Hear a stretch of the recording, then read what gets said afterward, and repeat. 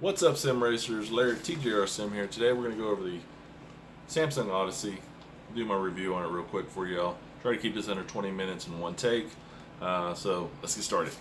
So I'm also going to compare it to the Rift because it's kind of the most, I don't know, it's the one that people like to compare it to. So out of the box, you got 1440 by 1600, where you got the Rift 1080 by 1200.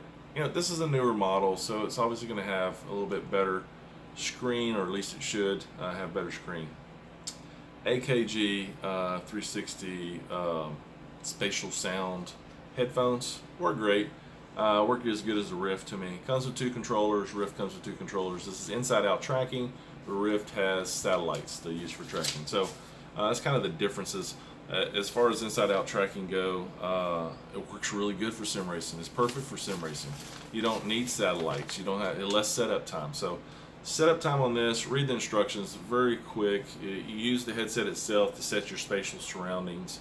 The thing that takes the longest to set up probably is the controllers. If you're going to use the controllers, you need Bluetooth on your computer, and that's about it. So it's very quick and I don't say quick. None of this is very quick, but it's, you know, at least 30-minute setup and you're done. So up and going. As far as compatibility with games, it's working with Project Cars 2. I didn't try Project Cars 1. I don't feel like people probably play that as much since 2's out. But Project Cars 2, iRacing, a set of Corsair, Race Room, R Factor 2. Did not work with Dirt Rally. I think you're going to have to use Revive for that. I have seen people have some workarounds with this headset and work in Dirt Rally just fine. I just didn't have time to mess with it. I don't really play that game as much anymore. But anyway, as far as integration to games, to me it seems like it's about as good as it's going to get.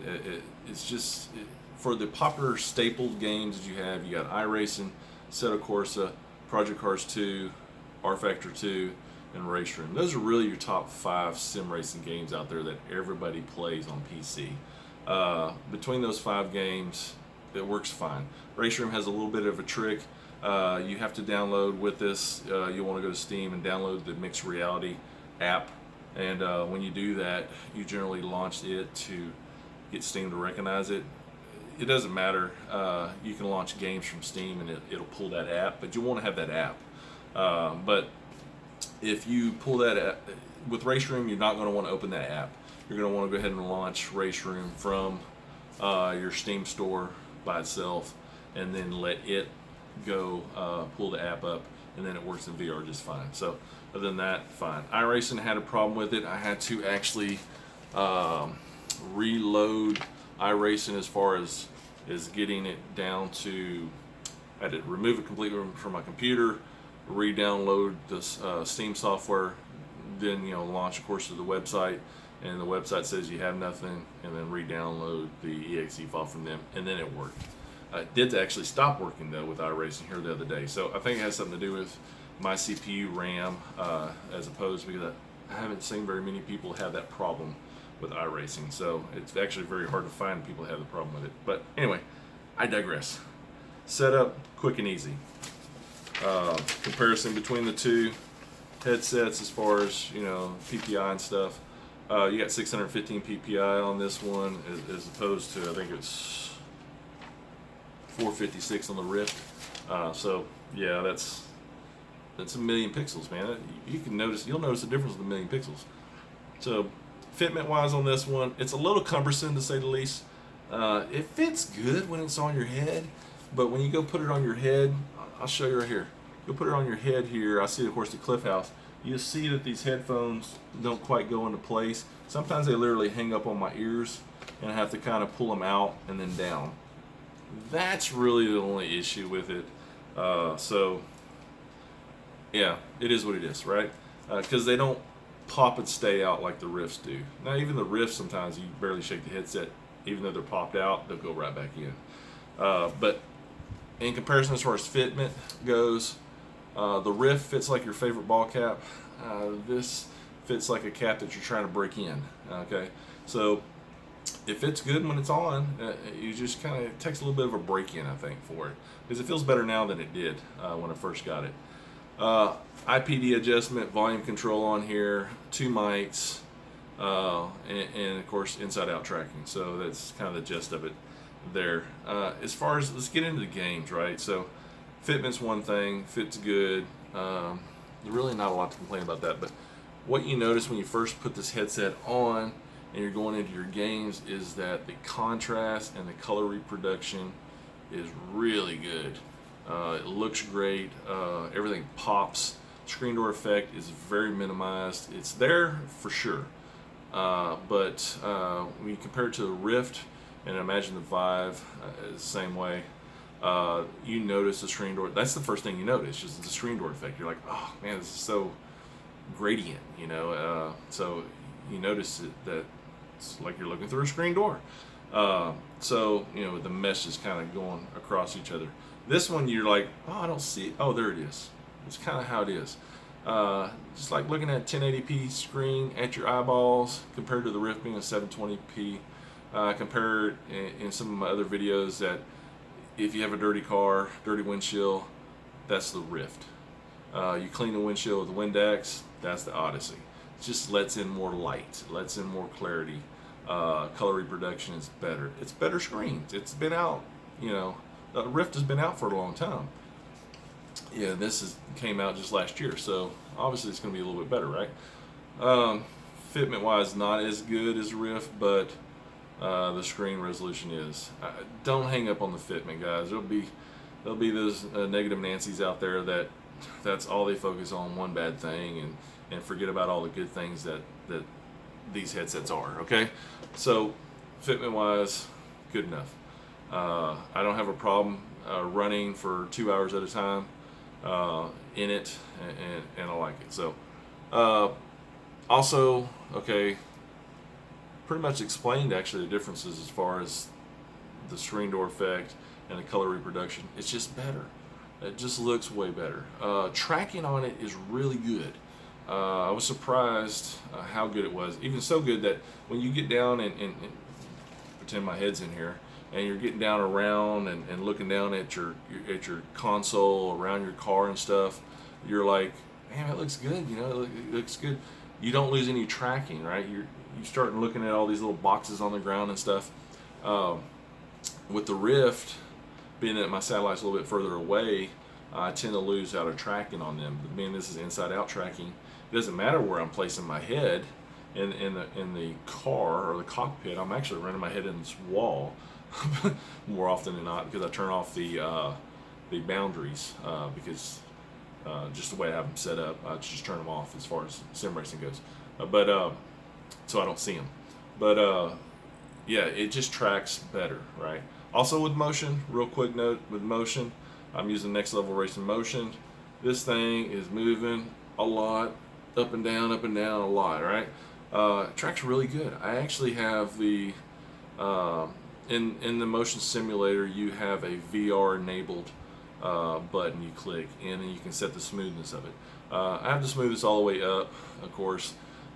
With the Rift, I tend to get these messages pop up that VR is disabled and then VR is enabled, and it keeps this message up for a little while. It's kind of irritating when it does that, but definitely breaks immersion. With this, I hardly ever see it. I do see it sometimes on really bumpy tracks like Donington or Watkins Glen, something like that. I will see it, but it's not near as often. Also, I like the wake up mode on this one. It tends to, comparing to the Rift, I tend to have to close the software out if I had it set, say, to the side for a while, because I'm adjusting things. I have to sometimes close the software out, even reboot my PC sometimes to get the Rift to reinitialize. Where this one, I don't have that problem. The only problem I have is that when I go put it on, when you're looking, say this is your screen, right, in virtual reality, when you lean forward, your screen's moving forward. You lean back, the screen's going back with you. What's supposed to happen is that here's your screen, and you move your head in the environment and then back, right? Or back away from it, and the screen's still staying. You're in the environment. So when it loses its tracking, or it has been idling for a while, this tends to move with it, and so everything goes away from you and then comes back to you. I generally just tend to look left, right, up and down, swirl my head a few times like an idiot, and then it will pop me literally outside of the car, say like in a Assetto Corsa. Pops me outside of the car. Oops, I'm dropping it. And then I'll just hit my recenter HMD. Boom, it's perfect. Works good. So that's the only issue I have. Now when that happens with the Rift, I a lot of times have to close out of the game, close my Rift software, or switch from beta mode to non-beta mode. So there's kind of some of your differences, your real world differences that people don't talk about with these things, but I'm telling you, this is what I see. What else? We've got, now I told you the games. All in all, as far as the good, I'm trying to make this fast too, guys. Trying to make this, give you just the top headers that you need. So the good, top of the line graphics, best you can get. Go ahead and spend $1,300 for a Vive if you want to. I don't care, it's your money. So do it. And you get satellites and you'll get better tracking and all that. But if all you care about is sim racing, this is really hard to beat. The graphics look good. Even if you're running 1.3 super sampling on this, still looks better than 1.7 in the Rift. Just because the screen brightness is better. And it lets in more colors, less screen door effect. Screen door effect's still there. I don't think it's not. It's still there. It hasn't went away. Who knows when it's going to go away? I don't know. I'm not a developer. But it's there. It's just give you what I can, tell you what I see. So, blacks on this is thing, as far as another good goes, blacks are really good.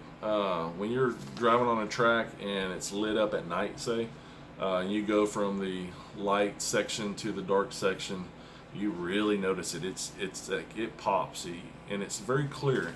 And being that this headset fits so well around your face, and with these little nose flaps, which some people actually, as far as Fitment goes, going back to Fitment a little bit, that tends to cut off some breathing ability for some people. To me, it's not that big of a deal. If it is, just fold them in or remove them totally. But keep in mind, if you remove them totally, I would fold them in first. See how you like it, because it will move around on your head a little bit more. So do that before you try to remove them and have to replace them back in.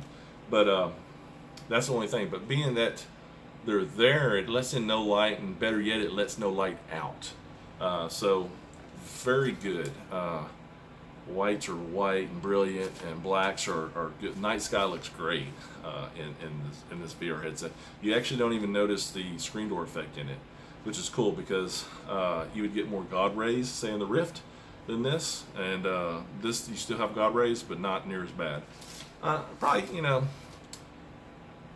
I'd say probably 15% reduction in God rays if I had to put a number on it.